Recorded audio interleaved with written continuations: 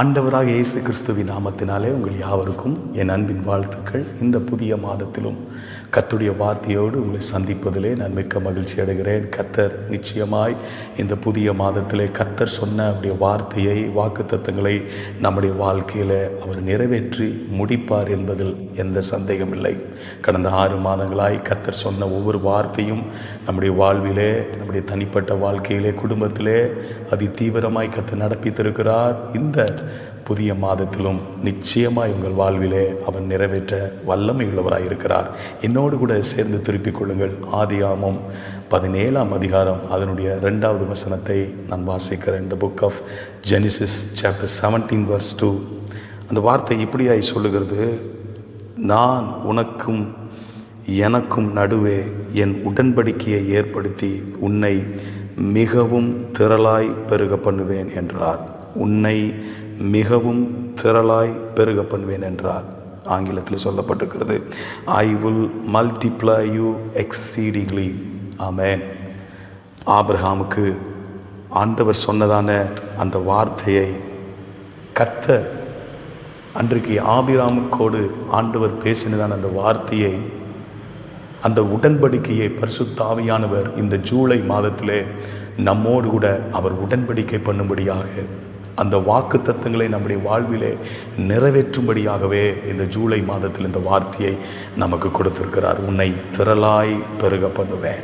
நம்மை திரளாய் பெருக பண்ணும்படியாக ஆவிக்குரிய ஆசீர்வாதங்களையும், ஹல்லேலூயா, சரீர பிரகாரமான ஆசீர்வாதங்களையும் கர்த்தர் தந்து இந்த பூமியிலே அவருடைய ஜனத்தை மிகவும் திரளாய் பெருக பண்ண போகிறார். இந்த பெருக்கத்தின் ஆண்டிலே ஆண்டவர் நம்முடைய வாழ்விலே இந்த 7வது மாதத்தில் மீண்டும் ஒரு முறை ஆண்டவர் இந்த வார்த்தையை உறுதிப்படுத்தும்படியாக இந்த 7வது மாதத்தில் கர்த்தர் சொல்லுகிற வார்த்தை, உன்னை மிகவும் திரளாய் பெருக பண்ணுவேன். அன்றைக்கு ஆபிராமோடு ஆண்டவர் உடன்படிக்கை பண்ணினார். அந்த அதிகாரத்தில் 1வது வசனத்தை நான் வாசிக்கும் பொழுது அங்கே சொல்லப்பட்டிருக்கிறது, ஆபிராம் 99 வயது ஆனபோது கர்த்தர் ஆபிராமுக்கு தரிசனமாகி, நான் சர்வ வல்லமையுள்ள தேவன், நீ எனக்கு முன்பாக நடந்து கொண்டு உத்தமனாயிரு.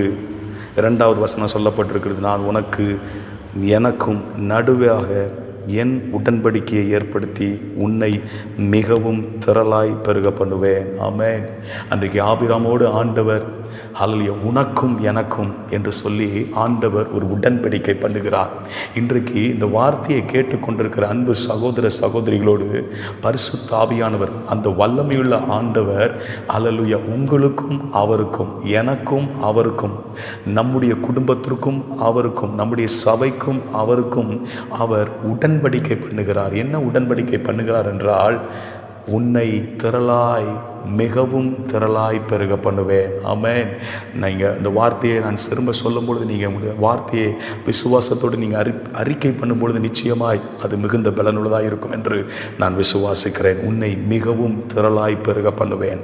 ஆண்டவர் இந்த புதிய மாதத்தில், இந்த ஜூலை மாதத்தில் கர்த்தர் நம்மை மிகவும் திரளாய் பெருக பண்ண போகிறார். அநேக ஆசீர்வாதங்களினாலும், அநேக நன்மைகளினாலும், அநேக கிருபையினாலும் கர்த்தர் நம்மை ஆசீர்வதிக்க பெருக பண்ண அவர் வல்லமையுள்ள தேவனாய் இருக்கிறார். ஆனால் கர்த்தர் கொடுக்கிற எல்லா ஆசீர்வாதங்களும் வாக்குத்தத்தங்களும் ஒரு நிபந்தனைக்குட்பட்டே இருக்கிறது.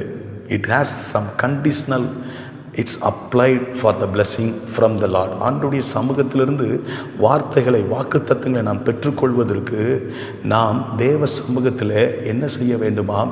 ஒரு சில நிபந்தனையை ஆண்டவர் வச்சிருக்கிறார், கண்டிஷன் ஆண்டவர் வச்சிருக்கிறார். அந்த கண்டிஷன் என்ன அப்படின்னு அங்கே சொல்லப்பட்டிருக்கிறது 1வது வசனத்தில், நான் சர்வ வல்லமையுள்ள தேவன், நீ எனக்கு முன்பாக நடந்து கொண்டு உத்தமனாயிரு. கண்டிஷன் ஆண்டவர் கொடுக்கிறதான கட்டளை.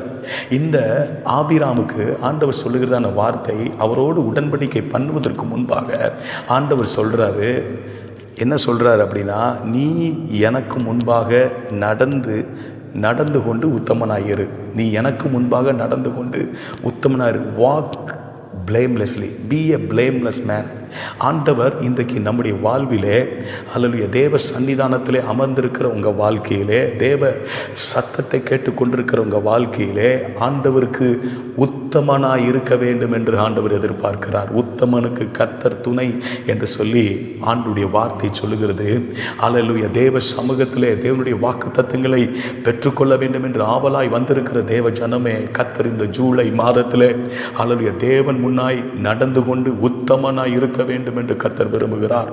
இந்த புதிய மாதத்திலே, ஜூலை மாதத்திலே கர்த்தர் உத்தமனாய் அவருக்கு முன்பாக நீங்கள் நடந்து உத்தமனாய் இருக்கும்படியான விசேஷ அபிஷேகத்தை, விசேஷ கிருபைகளை, விசேஷ பலத்தை ஆண்டவர் கட்டளையிடும்படியாய் இந்த ஜூலை மாதத்தில் உங்கள் நடுவே பேசிக் கொண்டிருக்கிறார்.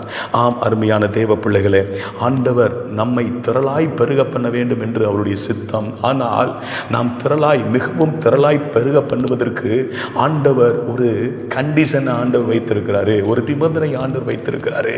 அது என்ன நிபந்தனை? என்ன? உத்தமனாய் நடக்க வேண்டும் என்பது அவருடைய நிபந்தனை, செம்மையாய் நடக்க வேண்டும் என்பது அவருடைய நிபந்தனை, சாட்சியாய் நடக்க வேண்டும் என்பது அவருடைய நிபந்தனை, கர்த்தருக்கு பிரியமாய் இருக்க வேண்டும் என்பது அவருடைய நிபந்தனை. அந்த நிபந்தனைக்குள்ளாக ஒரு மனுஷன் ஜீவிப்பானால் நிச்சயமாய் உன்னை மிகவும் திரளாய் கர்த்தர் பெருக பண்ணுவார். நம்மை மிகவும் திரளாய் கர்த்தர் பெருக பண்ணுவார். இந்த ஜூலை மாதத்தில் கர்த்தர் சொன்ன இந்த வார்த்தை ஒரு தீர்க்க தரிசன வார்த்தையாக, நீங்கள் யாரெல்லாம் இந்த வார்த்தைக்கு கீழ்ப்படிய, ஓ ஆண்டவரே நான் உத்தமனாய் நடந்து கொள்வதற்கு என்னை முற்றிலுமாய் அர்ப்பணிக்கிறேன் என்று சொல்லி யாரெல்லாம் இந்த ஜூலை மாதத்தில் நீங்கள் அர்ப்பணிக்கிறீர்களோ, இந்த வார்த்தையை கேட்டுக்கொண்டிருக்கும் பொழுது அர்ப்பணிக்கிறீர்களோ, அவர்களுடைய ஒவ்வொருடைய வாழ்விலும் கர்த்தர் உத்தமனாய் இருந்து நடந்து அல்லேலூயா நடக்கும்படியான கிருபையின் அபிஷேகத்தை, அந்த பலத்தை கர்த்தர் உங்கள் ஒவ்வொருவருக்கும் ஆண்டவர் கட்டளையிடுகிறார். ஆமென். வேதத்திலிருந்து ஒரு வசனத்தை நான் வாசிக்க வேண்டும் விரும்புகிறேன். நோவாவை குறித்து அழகாய் சொல்லப்பட்டிருக்கிறது. அல்லேலூயா. ஆதியாகமம் புஸ்தகத்திலே 6ஆம் அதிகாரம் அதனுடைய 9வது வசனத்தை நாம் வாசிக்கும் பொழுது அங்கே சொல்லப்பட்டிருக்கிறது, நோவா தன் காலத்தில் இருந்தவர்களுக்குள்ளே நீதிமானும் உத்தமனுமாயிருந்தான். நல்ல கவனமாக கவனிங்க. நோவா தன் காலத்தில் இருந்தவர்களுக்குள்ளே நீதிமானும் உத்தமனுமாயிருந்தான். நோவா தேவனோடு சஞ்சரித்து கொண்டான். நோவா எப்படிப்பட்டவனாக இருந்தான்? நீதிமானும் உத்தமனுமாயிருந்தான். நீதிமானும் உத்தமனாக இருந்தபடினாலே நோவாவும் அவனுடைய குடும்பமும் காக்கப்பட்டது. நோவா அவனுடைய குடும்பம் காக்கப்பட்டது மாத்திரமல்ல, அந்த நோவாவின் சந்ததி மூலமாக அநேகரை கர்த்தர் மிகவும் திரளாய் பெருக பண்ணினார். எல்லா ஜீவராசிகளையும் திரளாய் பெருக பண்ணினார். ஆம் அன்பு தேவ பிள்ளைகளே, கர்த்தர் இந்த புதிய மாதத்திலே உத்தமனாய் நடக்கும்படியாக, செம்மையாய் நடக்கும்படியாக, நீதிமானாய் நடக்கும்படியாக, கர்த்தருக்கு பிரியமுள்ள ஒரு சந்ததியை இந்த தேசத்தில் எழுப்பும்படியாக அப்படிப்பட்ட அபிஷேகத்தை கர்த்தர் உங்கள் சிரசிலே வைக்கிறார். ஒருவேளை பலன் இழந்து போய் இருக்கலாம், ஒருவேளை ஞானம் இழந்து போய் இருக்கலாம். ஆண்டவரே என்னிடத்தில் பலன் இல்லையே, அந்த அபிஷேகம் என்னிடத்தில் இல்லையே, அநேக நேரத்தில் நான் தவறி விடுகிறேனே. ஆனால் கர்த்தர் இந்த புதிய மாதத்தில் விசேஷ பலத்தை கர்த்தர் தந்து அவருடைய சமூகத்திற்கு முன்பாக நீ உத்தமன் என்று சொல்லத்தக்கதாக, அவருடைய பிரசன்னத்திற்கு முன்பாக நீ உத்தமன் என்று சொல்லத்தக்கதாக தேவன் நமக்கு அப்படிப்பட்ட பலத்தை தந்து கொண்டிருக்கிறார். இந்த அல்லேலூயா கேட்டுக்கொண்டிருக்கிற அன்பு தேவ பிள்ளைகளுடைய வாழ்விலே. ஏனென்றால் உங்களை ஆண்டவர் தெரிந்தெடுத்திருக்கிறார். எதற்காய் தெரிந்தெடுத்திருக்கிறார் என்றால் உன்னை மிகவும் திரளாய் பெருக பண்ண வேண்டும் என்று. ஆம் அன்பு தேவ பிள்ளைகளே, இன்னொரு காரியத்தை கூட நான் வேதத்திலிருந்து எடுத்து காண்பிக்க வேண்டும் விரும்புகிறேன். லூக்கா எழுதின சுவிசேஷம் அதனுடைய 1வது அதிகாரம், the book of Luke chapter 1 verse 5 and 6 இப்படியாய் சொல்லுகிறது. 5-6 வசனங்கள் சொல்லுகிறது.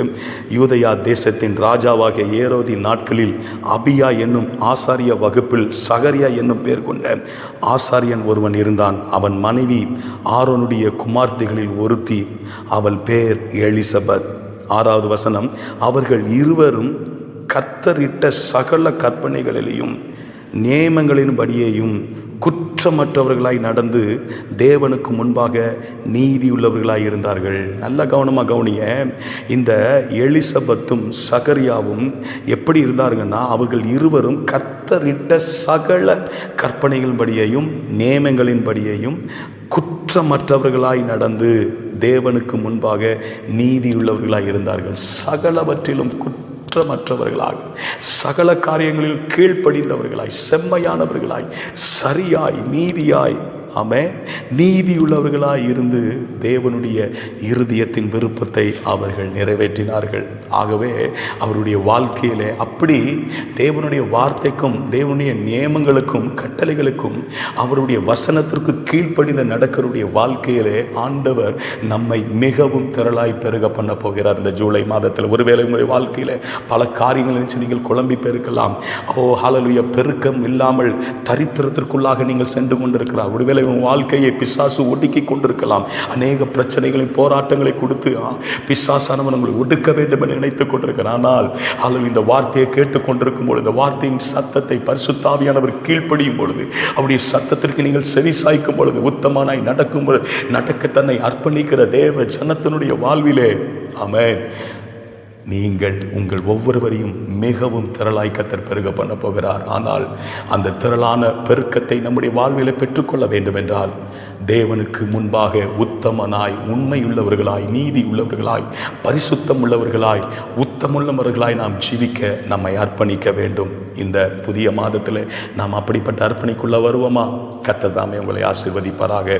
கண்களை மூடி நாம் ஜெபிக்கலாம். நல்ல ஆண்டவரே, ஆசீர்வதிக்கப்பட்ட நல்ல வேலைக்காக உமக்கு நாங்கள் நன்றி செலுத்துகிறோம். இந்த புதிய மாதத்தில் கர்த்தர் நீர் கொடுத்த இந்த வார்த்தையின்படி நான் உன்னை மிகவும் திரளாய் பெருக பண்ணுவேன் என்று சொல்ல வார்த்தையின்படி லார்ட் ஆண்டவரே, யாரெல்லாம் உங்களுடைய வார்த்தைக்கு உத்தமனாய் நடந்து கொள்வதற்கு தங்களை அர்ப்பணித்திருக்கிறார்களுடைய ஒவ்வொருடைய வாழ்விலே கர்த்தர் இந்த வாக்குத்தத்தங்களை ஆமென்றும் ஆமென் என்று நிறைவேற்றுவதற்காய் ஸ்தோத்திரம்.